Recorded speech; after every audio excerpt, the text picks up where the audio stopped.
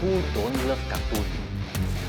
Sorry, anime. But today I'm not doing any anime related content. I'm also not doing any more unboxing for you guys. I am going to be doing a full test review on the all new Lumix S 50mm 1.8 prime lens using the S5 and also, of course, the figure.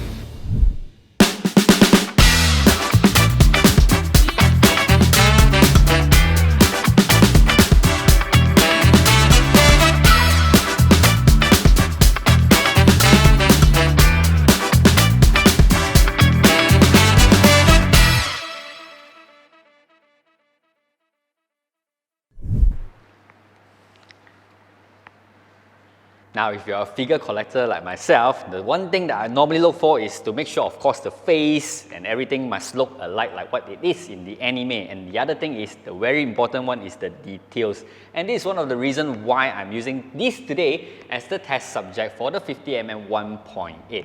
Right, now let's set up the place, of course, change the lens, and then we'll start shooting.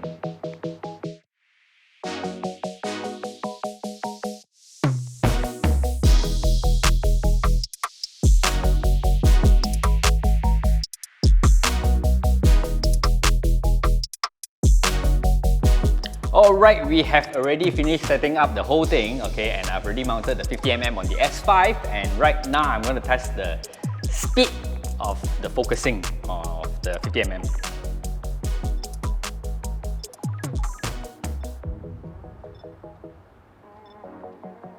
Actually, the speed is kind of fast for a $499 lens. Yeah, we are not comparing it to the 50mm 1.4, of course. The 50mm 1.8, I think the focusing is actually quite fast. Yeah, let's try out the details right now. And yeah, a little bit of photography tips. This is my first time actually getting out my figure to shoot. I've never shot any figures before, of course. So we have got this one backlight which is going to be lighting up all this racing here. And then on to my right, there is another strip lights which is going to be lighting up the key and the blue cats here. And after that we have this reflector. I used the gold reflector to add in a little bit of warmth because logically these are fires, right? But then again, of course, the gold is not really orange or reddish. You still have to do something in post.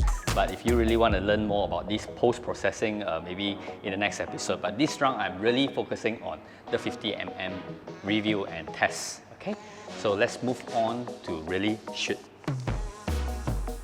Okay, so right now I'm testing out the sharpness and also, of course, the details of this 50mm 1.8.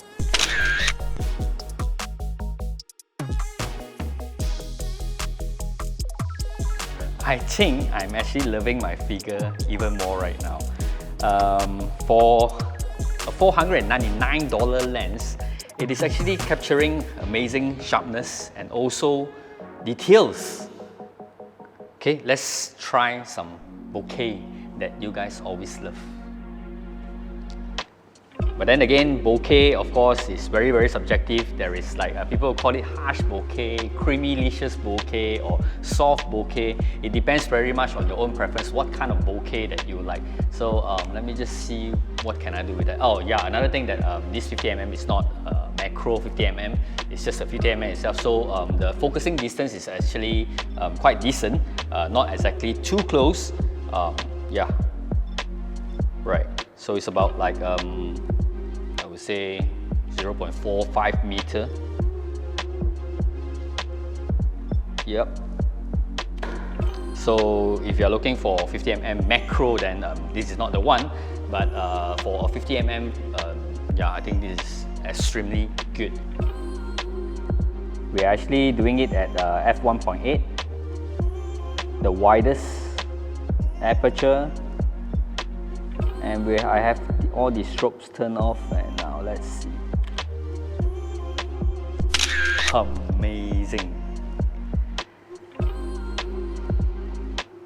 Oh, surprisingly, the focus is still quite sharp when we come up to the widest aperture, and yeah, the bokeh is Nice.